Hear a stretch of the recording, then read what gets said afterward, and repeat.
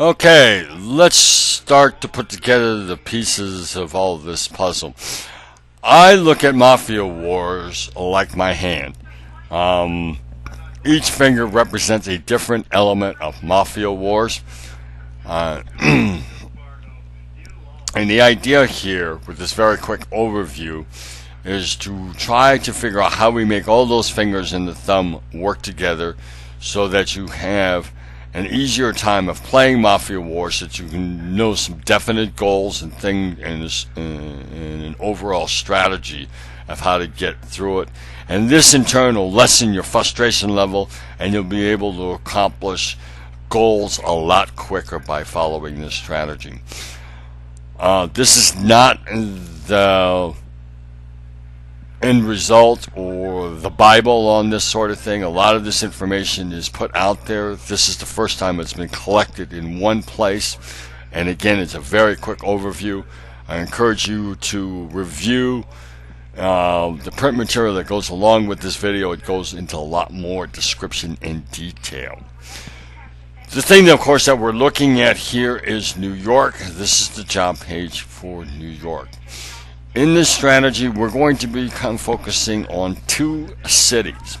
The first one being New York, which is really important to finish first because it forms the basis of everything else within Mafia Wars. It allows you to gain more energy, have less recovery time as far as health, etc., etc., etc. There's all types of benefits to go along with it. But trust me, it does form the foundation for the game. The second city that we want to focus on is Brazil. With the introduction to Brazil, Zynga has maybe sort of kind of got it right, but it does present some very unique opportunities if done correctly. A lot of people don't know the secret tips and tricks about Brazil, but in this video I'm going to really be focusing on that sort of thing. But before that, I want to just quickly go over this whole thing about skill points. Because of the fact that Zynga has changed the fight formula and other aspects of the game when it comes to skill points, it is absolutely necessary for you to be aware of the fact that there are 5 different categories here. Every time that you level, you get 5 skill points. I suggest very strongly that you take those 5 skill points and either apply it to attack or defense. What I personally would recommend to you is that when you level the first time, you apply it to attack. The second time is defense, and just keep flip-flopping those back and forth. When you finish jobs, you want to take those stray skill points and apply it either to stamina or energy. If you notice here in this health, the health here is only at 507. I personally believe that that is more than enough. There are people that do disagree with me and have thousands, but trust me, they get into a lot of problems. But there is a definite reason and definite arguments going around about this health. But I personally encourage people not to go over 500. I think it's a waste of skill points, sort of thing. In New York, there are 4 properties that you can upgrade. They are the Chop Shop, the Weapons Depot, Armory, and Private Zoo. For the sake of simplicity and power, we want to focus on 2 properties, the Chop Shop and the Weapons Depot. You want to be able to upgrade the Chop Shop as quickly as possible to a level where you're building the Rebel 2, which is going to give you +6 on stamina points. In the Weapons Depot, you want to upgrade it to a level to where you are able to build the Stun Knuckler. Let me state this for a fact. There is nothing within the Chop Shop or the Weapons Depot, as far as attack and defense, that is really worth building. Because you belong to TGIF, we can send you either a vehicle or a weapon depot or a weapon item that is far larger than anything you could build here. So your focus here is to only build items which are going to either add to your attack skill, your defense skill, stamina, or energy. These other 2 properties, Armory and Private Zoo, a lot of the stuff is not giftable. You can take your time upgrading those, but you do want to focus on the chop shop and the weapons depot sort of thing. If you need upgrade parts, again, you belong to TGIF. For God's sakes, please come and ask us. Let us know that you need, 40 car less.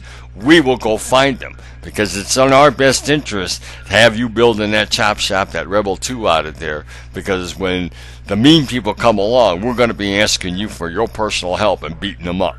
Okay? That's in our best interest. So we are more than happy to help you upgrade those properties, sort of thing. Next property we want to talk about real quickly, if I can get this thing to flip over, is Brazil. This is very, very important. Very unique opportunities. In Brazil, again, you have 5 properties. The most important here are the refinery and the barracks. You want to be able to do enough jobs to be able to work your way through to acquire these properties. Once you do enough jobs to get to the workshop, you want to move on. Do enough jobs to get to the black market. Do enough jobs to get to the refinery. Do enough jobs to get to the barracks. Once you get the barracks, what you want to do is you want to maximize the barracks and the refinery as quickly as possible. And I'm going to show you why. If you look up here, it says Brazil crew. There are 4 different categories here. Each category 2 slots.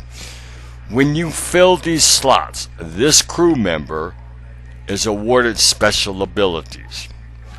You always start from the right-hand side at properties. First, you need to make sure that you are not at maximum energy or stamina. You cannot get more than the maximum. Right? You start here at property. This slot first, which is going to keep your properties from getting robbed for the next 8 hours. This slot is very important. The loot that you collect. So, for instance, with the barracks, which awards you stamina, if this is maxed out, 20% of whatever your stamina is. For instance, you get 200. When this is set to 400 stamina, pretty cool. It's the same thing with the refinery, 20 to 40. Good energy.